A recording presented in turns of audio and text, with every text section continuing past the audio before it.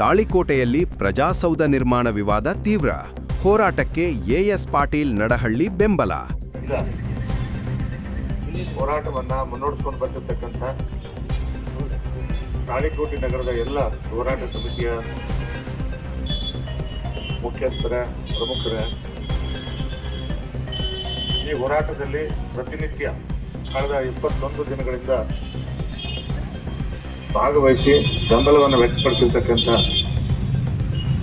ತಾಳಿಕೋಟೆ ನಗರದ ಎಲ್ಲ ಸಮುದಾಯಗಳ ಭಾಗವಹಿಸಿದ ಎಲ್ಲ ಸಂಘಟನೆಗಳ ಮುಖಂಡರುಗಳ ಕಾರ್ಯಕರ್ತರ ಪ್ರಮುಖರ ಇಲ್ಲಿ ಭಾಗವಹಿಸಿರ್ತಕ್ಕಂಥ ನನ್ನ ಜೊತೆ ಆಗಮಿಸಿರ್ತಕ್ಕಂಥ ನಮ್ಮ ಭಾರತೀಯ ಜನತಾ ಪಕ್ಷದ ಎಲ್ಲ ಮುಖಂಡರುಗಳ ಮತ್ತು ಹೋರಾಟ ಸಮಿತಿಯ ನಿರಂತರವಾಗಿ 21 ದಿನ ಹೋರಾಟವನ್ನ ಮುಂದುವರಿಸಿಕೊಂಡು ಬಂದಿರತಕ್ಕಂಥ ಹೋರಾಟ ಸಮಿತಿ ಎಲ್ಲ ಮುಖಂಡರುಗಳ ಮಾಧ್ಯಮದ ಸ್ನೇಹಿತರೆ ಸಾರ್ವಜನಿಕ ಬಂಧುಗಳು, ಬಹಳ ದುರ್ದೈವ ಇದೆ. ಬಹುಶಃ ಎಲ್ಲೂ ಕೂಡ ಯಾವ ತಾಲೂಕಿನಲ್ಲೂ ಕೂಡ ಈ ರೀತಿ ಮಿನಿ ವಿಧಾನಸೌಧ ನಿರ್ಮಾಣಕ್ಕಾಗಿ ನಿರ್ಮಾಣ ಮಂಜೂರಾತಿ ಮಾಡ್ರಿ ಅಂತ ಹೋರಾಟ ಮಾಡಿದ್ದೆ ನಾವು ಕೇಳಿದ್ವಿ. ಮಂಜೂರಾತಿ ಆಗಿದ್ದನ್ನ ನಮ್ಮೂರಲ್ಲೇ ಮಾಡ್ರಿ ಅಂತ ಹೇಳಿ ಹೋರಾಟಕ್ಕೆ ಕುಂತಿರ್ತಕ್ಕಂಥದ್ದು ಬಹುಶಃ ಕರ್ನಾಟಕದ ಇತಿಹಾಸದಲ್ಲಿ ತಾಳಿಕೋಟೆನ ಮೊದಲು ಅಂತ ನನಗೆ ಅನಿಸ್ತದೆ. ಇಷ್ಟು ಬಹಳ ದುರ್ದೈವ, ಬಹಳ ನೋವಿನ ಸಂಗತಿ. ಹೋರಾಟದ ಉದ್ದೇಶ ಬಹಳ ಒಳ್ಳೇದು, ಇಲ್ಲಿ 2 ಮಾತು ಇಲ್ಲೇ ಇಲ್ಲ. ಮತ್ತು ಹೋರಾಟ ಮಾಡ್ತಕ್ಕಂಥವ್ರು ಯಾರೂ ಕೂಡ ಒಂದು ಪಕ್ಷಕ್ಕೆ ಸೀಮಿತವಾದವರಿಲ್ಲ ಮತ್ತು ಯಾವುದೇ ರಾಜಕೀಯ ದುರುದ್ದೇಶ ಇಟ್ಕೊಂಡು ಇಲ್ಲಿ ಹೋರಾಟ ನಡೀತಾ ಇದೆ. ಈ ಹೋರಾಟದಲ್ಲಿ ಎಲ್ಲಾ ಪಕ್ಷದ ಮುಖಂಡರುಗಳಿದ್ದಾರೆ, ಬಹುತೇಕ ಆಡಳಿತ ಪಕ್ಷದ ಪ್ರಮುಖರು ಬಹಳ ಜನ ಇದ್ದಾರೆ.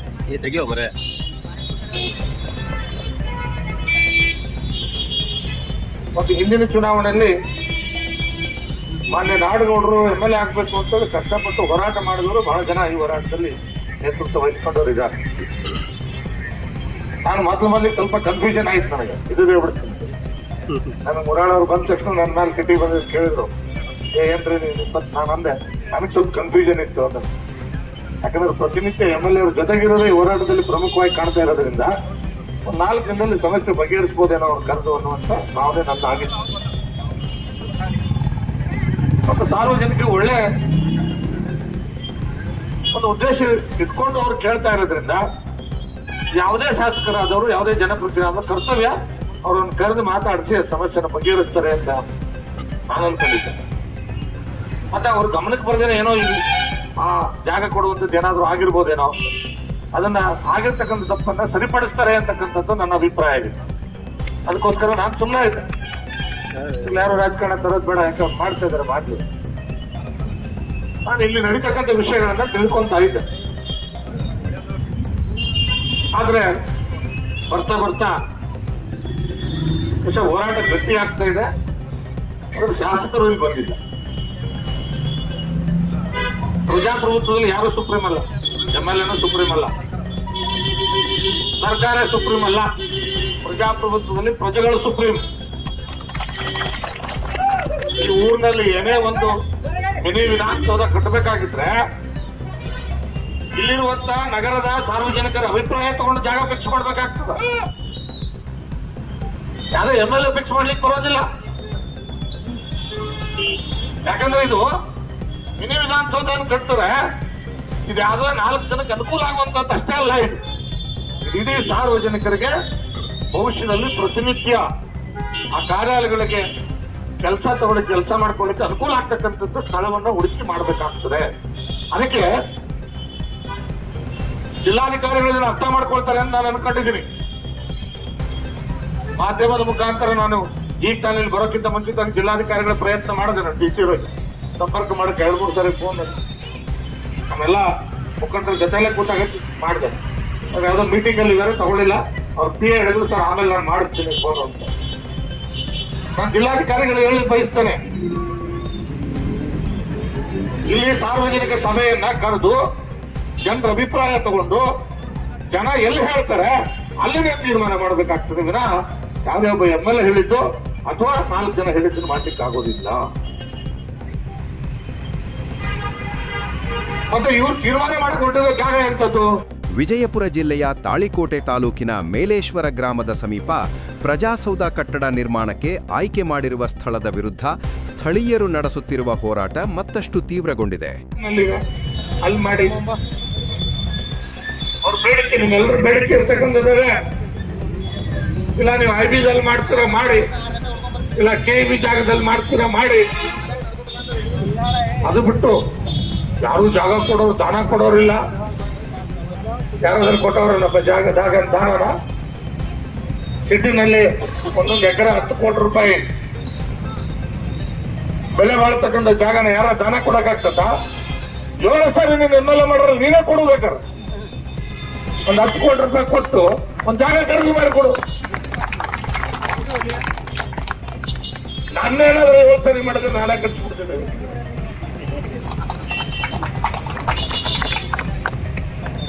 ಏಳು ಸಾರಿ MLA ಮಾಡಿದ್ರೆ ಒಂದು 7 ಕೋಟಿ ಕೊಡಪ್ಪ.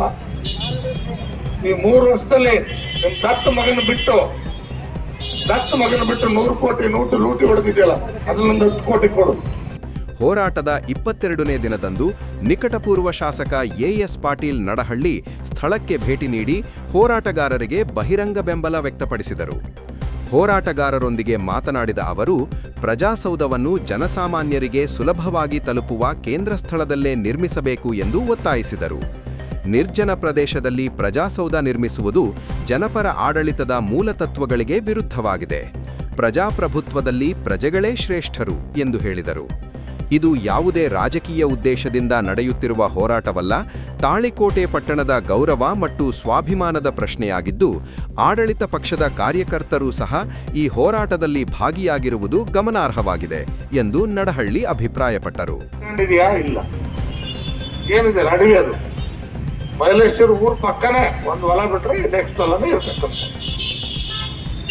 ಅಲ್ಲೇ ಮಾಡ್ಬೇಕು ಅಂತ ಯಾಕಿತ್ತು? ನಾನು MLA ಅವ್ರಿಗೆ ಕೇಳಲಿಕ್ಕೆ ಬಯಸ್ತೇನೆ, ನಾಡಗೌಡರಿಗೆ. ಯಾಕಿತ್ತು ನಾಡಗೌಡ್ರೆ ನಿಮ್ಗೆ ಅಲ್ಲೇ ಮಾಡ್ಬೇಕು ಅಂತ? ಏನ್ ಸ್ವಾರ್ಥ ನಿಮ್ದಲ್ಲಿ? ಪ್ರಶ್ನೆ ಬರ್ತದಿಲ್ಲ ಎಲ್ಲರಿಗೂ. ಆಯ್ತಪ್ಪ, ಸಾರ್ವಜನಿಕರಿಗೆ ಎಲ್ಲಿ ಒಳ್ಳೇದಾಗತ್ತೆ ನೋಡಿ, ಎಲ್ಲಾರು ಕೇಳಿ, ಎಲ್ಲಾರು ಚರ್ಚೆ ಮಾಡಿ, ಎಲ್ಲಿ ಅನುಕೂಲ ಆಗುತ್ತೆ ಅಲ್ಲಿ ಮಾಡೋಣ ಅಂತ ಅನ್ನೋದ್ಬಿಟ್ಟು ಅಲ್ಲೇ ಮಾಡ್ತೀನಿ ಅಂತ ಅದಕ್ಕೆ ಯಾಕೆ ಬಂದಿದ್ದಾರೆ ಅವರು? ಹಿಂದಿನ ಉದ್ದೇಶ ಏನು? 2 ಉದ್ದೇಶ ಇರ್ಬೋದು ಅಂತ ನಮ್ದು. ಒಂದು, ನಮ್ ಜನ ಇವ್ರು 7 ಸಾರಿ ಓಟ್ ಹಾಕ್ಯಾರ. ಎಷ್ಟು? 7 ಸಾರಿ ಓಟ್ ಹಾಕ್ಯಾರ. ಅದಕ್ಕೆ ತಾಳಿಕೋಟೆ ನಗರ ಜನರಿಗೆ ಮುಂದಿನ ಭವಿಷ್ಯದಲ್ಲಿ 7 ಕಿಲೋಮೀಟರ್ ನಿರಂತರ ನನ್ನ ಹೆಸರು ಮೇಲೆ ನಡ್ಕೋತಾ ಇದ್ದಾರೆ. ಅದು ಕೊಡುಗೆ. ಅದು ಬೇರೆ ಏನು ಕೊಡುಗೆ ಅಂತೂ ಇಲ್ಲ. ನಾನೇನು ರಾಜಕಾರಣ ಮಾತಾಡ್ಲಿಕ್ಕೆ ಹೋಗಲ್ಲ, ಅನ್ಯತೆ ಯಾರು ಭಾವಿಸ್ಕೊಡಿ. ಯಾಕಂದ್ರೆ ಅವ್ರ ಅಭಿಮಾನಿಗಳು ಇಲ್ಲಿ ಇದ್ದಾರೆ, ನಾನು ಗೌರವಿಸ್ತಿದ್ದೆ ಅವ್ರು. ಯಾಕಂದ್ರೆ ಅವ್ರವ್ರ ಪಕ್ಷದ ಅಭಿಮಾನ ಅವ್ರಿಗಿದ್ದೇ ಇರ್ತದೆ. 7 ಸಾರಿ ಓಟ್ ಹಾಕಿದ್ದಾರೆ ಅವರು. ಅದಕ್ಕೆ 7 ಕಿಲೋಮೀಟರ್ ನಡೆಸ್ತೀರೇನು? ಇಲ್ಲ, ಅದು ಸುತ್ತಮುತ್ತ ಇರೋ 40 ಎಕರೆ ಜಮೀನು ನಿಮ್ ಬೇನಾಮಿ ಆಸ್ತಿ ಇರ್ಬೇಕಷ್ಟ. ಹೌದಲ್ಲ? ನೀವು ಯಾರು ಮಳೆಯಿಂದ ಹೆಸರ್ಲೆ, ನಿಮ್ ದತ್ತಪುತ್ರದ ಹೆಸರ್ಲೆ, ಅಥವಾ ನಿಮ್ಮ ಖಾಸಾ ಟೀಮ್ ಐತಲ್ಲ, ಹೆಸರು ಹೇಳೋದು ಬೇಡ, ನಾನು ಅವ್ರ ಹೆಸರಲ್ಲೇ ಆಸ್ತಿ ಅದ ಅಂತ ಕೇಳಿ ನಾನು ಉತ್ತರ ನೋಡಿಲ್ಲ. ನಾನು ಹೇಳಿದ್ದೀನಿ ಕೇಳಿ, ಅದಾವಿಲ್ಲ ಅವತಾರ ತಗೊಂಡ್ಬಂದವರು. ಹೆಸರು ಹೇಳ್ಬೋದು ಉತ್ತಾರನಾಗಿದ್ರು, ಏನ್ ಸಮಸ್ಯೆ ಇಲ್ಲ. ಮತ್ತ ಅಲ್ಲೇ ಮಾಡ್ಬೇಕು ಅಂದ್ರೆ ಏನು? ಆ ಸುತ್ತಮುತ್ತ ಡೆವಲಪ್ಮೆಂಟ್ ಮಾಡಕ್ಕ ಸರ್ಕಾರದ ಹಣದಲ್ಲಿ ಡೆವಲಪ್ ಮಾಡ್ಬೇಕು, ಮತ್ತ ಅಲ್ಲಿ ದಂಧೆ ಮಾಡ್ಬೇಕು ಅನ್ನೋ ಉದ್ದೇಶ ನಾಡುಗೌಡರದ್ದು ಆಗಿರ್ಬೋದು ಅಂತ ನನ್ನ ಅಭಿಪ್ರಾಯ. ಯಾಕಂದ್ರೆ ಇಲ್ಲ ಅಂದ್ರೆ ನೀವು ಅಷ್ಟೇ ಸಿಟ್ಟಿಗೆ ಬಿಡ್ತೀರಿ. ಊರಿನ ಜನ ಹೇಳೋದ್ರಲ್ಲಿ ಮಾಡ್ಬೇಕು ತಾನೆ.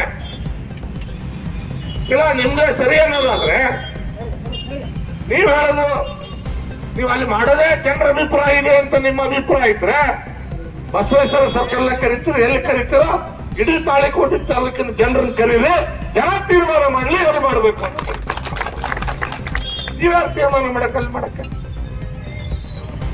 ತಾಲೂಕಿನ ಜನ ತೀರ್ಮಾನ ಮಾಡ್ಬೇಕಾಗ್ತದೆ. ಅಲ್ಲಿ ಯಾರೋ ಆಸ್ತಿಗಳು ತಗೊಂಡು ಮತ್ತೆ ಎಷ್ಟು ಚಂದ ಬಿಡುಗಡೆ ಮಾಡ್ಯಾರಂದ್ರ ನಮ್ಮ ತಹಸೀಲ್ದಾರ್ ಆಫೀಸ್ಗಳು DC ಆಫೀಸ್ ಹೆಂಗ್ ಕೆಲಸ ಮಾಡೋದು ಅಂತ ಗೊತ್ತಿಲ್ಲ ನಮ್ಗೆ. ಸಾರ್ವಜನಿಕರು ಏನ್ರ ತಗೊಂಡೋಗಿ ನಾವು ಒಂದು ಅರ್ಜಿ ಕೊಟ್ರ 15 ದಿವಸ ಅದು ಲೆಟರ್ ಇಲ್ಲಿಂದ ಇನ್ನೊಂದು ಕಚೇರಿಗೆ ಹೋಗುತ್ತೆ. ಹೌದಲ್ಲ? ಇಲ್ಲಿ ಹಂಗಿಲ್ಲ, ಒಂದೊಂದು ದಿನ ಹೋಯ್ತು. ಒಂದೇ ದಿನ ಇವತ್ತು ಅರ್ಜಿ ಕೊಟ್ಟಾರ ಏನಂತ, ನಾ 2 ಎಕರೆ ದಾನ ಕೊಡ್ತೀನಂತ. ಮರುದಿವ್ಸ ಮುಂಜಾನೆ ತಹಸೀಲ್ದಾರ್ ಅಪ್ರೂವ್ ಮಾಡಿ ಎಲ್ಲಿ ಕಳಿಸ್ತಾನೆ, DC ಕಳಿಸ್ತಾನೆ. DC 3ನೇ ದಿನಕ್ಕ ಅದಕ್ಕೆ ಓಕೆ ಮಾಡಿ DC ವಾಪಸ್ ಕಳಿಸ್ತಾನೆ. ವಾಪಸ್ ಕಳಿಸಿದ ತಕ್ಷಣ 4ನೇ ದಿನಕ್ಕ ತಹಸೀಲ್ದಾರ್ ನೋಂದಣಾಧಿಕಾರಿಗೆ ಬರೀತಾನ, ಇದನ್ನ ರಿಜಿಸ್ಟರ್ ಮಾಡ್ಕೊ. 5ನೇ ದಿನಕ್ಕ ಸ್ಯಾಟರ್ಡೇ ಇದ್ರು ಪರವಾಗಿಲ್ಲ, MLA ಅವ್ರ ಲೆಟರ್ ಕೊಡ್ತಾರೆ ಏನಂತ, ರಿಜಿಸ್ಟ್ರೇಷನ್ ಆಯ್ತು. ತಕ್ಷಣ ಅದಕ್ಕೆ 8 ಕೋಟಿ ರೂಪಾಯಿ ಬಿಡುಗಡೆ ಮಾಡಿ ಅಂತ ತೋರಿಸ್ತಾರೆ. 8 ದಿನದಲ್ಲಿ ಮಸಲತ್ ನಡೀತದೆ. ಯೋಚನೆ ಮಾಡಿದ್ರು ಡೇಟ್ಗಳು ನಾನು ನೋಡಿದೆ, ನಾನು ಕೊಟ್ಟರು ಅವರೆಲ್ಲ 8 ದಿನದಲ್ಲಿ ಮಸಲತ್ತು. ಏನಪ್ಪಾಜಿ ನಾಡುಗೌಡ್ರೆ, ಇಷ್ಟು ಫಾಸ್ಟ್ ಆಗಿ ಕೆಲಸ ಮಾಡ್ತೀರಿ ಅಂತ ಗೊತ್ತಾಗಿತ್ತು ನಮಗೆ ಇವತ್ತ. ನಾನು 21 ದಿವಸ ಬಂದಿರಲಿಲ್ಲ. ಕಾರಣ ಇಷ್ಟೇ, ಶಾಸಕರಿದ್ದಾರೆ, ಅದು ಅವ್ರ ಜವಾಬ್ದಾರಿ, ಅವ್ರ ಬಗೆಹರಿಸಲಿ, ಅವ್ರ ಸರ್ಕಾರ ಇದೆ ಅಂತ ಬಂದಿರಲಿಲ್ಲ ನಾನು. ಆದ್ರೆ 21 ನಾವು ಬರ್ದೇ ಇದ್ದಾಗ ನಾನು ನಿಜವಾಗ್ಲೂ ನೋವಾಯ್ತು. ನಾನು 2ನೇ ದಿವಸಕ್ಕೂ 3ನೇ ದಿವಸ ಬರ್ಬೋದಾಗಿತ್ತೇನೋ. ನಾನು ಲೇಟ್ ಆಗಿ ಬಂದಿದ್ದೀನಿ ಅಂತ ಯಾರಿಗಾದ್ರು ಬೇಜಾರಿದ್ರೆ ಅದಕ್ಕೆ ನಾನು ಕ್ಷಮೆ ಕೇಳ್ತೀನಿ. ನಾನು ಆ ಉದ್ದೇಶದಿಂದ ಬರಬಾರ್ದು ಅನ್ನೋ ಉದ್ದೇಶದಿಂದ ನಾನಿಲ್ಲಿ ಲೇಟ್ ಆಗಿ ಬಂದಿದ್ದೀನಿ. ಅವರು ಜವಾಬ್ದಾರಿ ಇದ್ದಂಥವ್ರು ಬಂದ್ ಮಾಡ್ಲಿ ಅನ್ನೋ ಉದ್ದೇಶದಿಂದ ನಾನು ಬಂದು ಮತ್ತೆ ಅದ್ರಿಗೇನೋ ರಾಜಕಾರಣ ತಂದೆ ಅಂತ ನನ್ನ ಮೇಲೆ ಬರಬಾರ್ದು ಅನ್ನೋ ದೃಷ್ಟಿಯಿಂದ ನಾನು ದೂರ ಇದ್ದೆ ಅಷ್ಟೇ. ಆದ್ರೆ ಇವತ್ತು ನಾನು ಈ ಹೋರಾಟದಲ್ಲಿ ಭಾಗವಹಿಸಿದ್ದೇನೆ. ನಾನೆಲ್ಲ ಹೋರಾಟಗಾರ ಬಂಧುಗಳಿಗೆ ಹೇಳಲಿಕ್ಕೆ ಬಯಸ್ತೇನೆ, ನೀವು ಯಾವುದೇ ಪಕ್ಷದ ಬೆಂಬಲಿಗರಾಗಿರಿ, ಇದು ಪಕ್ಷದ ಹೋರಾಟ ಅಲ್ಲ, ಇದು ಇಡೀ ತಾಳಿಕೋಟೆ ತಾಲೂಕಿನ ಜನರ ಸ್ವಾಭಿಮಾನದ ಹೋರಾಟ ಆಗಬೇಕು ಅಂತ ಇದಕ್ಕೆ ನಾನು ನಿಮ್ ಜೊತೆ ಕೈ ಜೋಡಿಸೋದಕ್ಕೆ ತಯಾರಾಗಿದ್ದೀನಿ. ನಾನು ನಿಮ್ ಜೊತೆ ಕೈ ಜೋಡಿಸೋದಕ್ಕೆ ತಯಾರಾಗಿದ್ದೀನಿ. ಅವನಿಗೆ ಏನ್ ತಾಕತ್ತಿದೆ ನೋಡ, ಅವನು ಹೆಂಗಲ್ಲಿ ಕಟ್ತಾನೆ ಮಿನಿ ವಿಧಾನಸೌಧ, ಆ DC ಹೆಂಗ್ ಸ್ಯಾಂಕ್ಷನ್ ಮಾಡ್ತಾನೆ, ಅಲ್ಲಿ ಕಾಂಟ್ರಾಕ್ಟರ್ ಹೆಂಗ್ ಕೆಲಸ ಮಾಡ್ತಾನೆ, ಅಲ್ಲಿ ಹೆಂಗ್ ಅದನ್ನ ಬಿಲ್ಡಿಂಗ್ ಕಟ್ತಾನೆ ನಾವು ನೋಡೋಣ. ಜನರು ಎದುರು ಹಾಕೊಂಡು ಮಾಡೋದಕ್ಕೆ ಯಾವನಿಂದ ಕೂಡ ಸಾಧ್ಯ ಇಲ್ಲ, ಗಮನದಲ್ಲಿ ಇಟ್ಕೊಳ್ಳಿ. ಇಲ್ಲಿ ನನಗೆ ನಮ್ಮೆಲ್ಲ ಹೋರಾಟಗಾರ ಮಿತ್ರರು ದಾಖಲಾತಿ ಕೊಟ್ಟರು. ಈ ಹಿಂದೆ ನಾಡು ನೋಡ್ರೆ ಅವರೇ MLA ಆಗಿತ್ತು. 2017 ಅವರೇ ಇದ್ದಂತಾನೆ. ಅವರೇ ಇದ್ದಾಗ ಈಗೇನು ಗ್ರೌಂಡ್ ಟೌನ್ ಜಾಗ ಇದಲ್ಲ, ಕೆರೆ ಜಾಗ ಅಂತಲ್ಲ, ಕೆರೆ ಜಾಗ ಅಲ್ಲ, ಅದು ಗಮನದಾಗಿರ್ಲಿ. ನಾನು ದಾಖಲಾತಿ ನೋಡತಾನೆ ಹೇಳಲ್ಲ ಅಂದ್ರೆ ದಾಖಲಾತಿ ಕೊಟ್ಟರು ತಕ್ಷಣ. ಕೆರೆ ಜಾಗ ಅಲ್ಲ ಅದು, ಅದು ಗ್ರೌಂಡ್ ಟೌನ್ ಜಾಗ.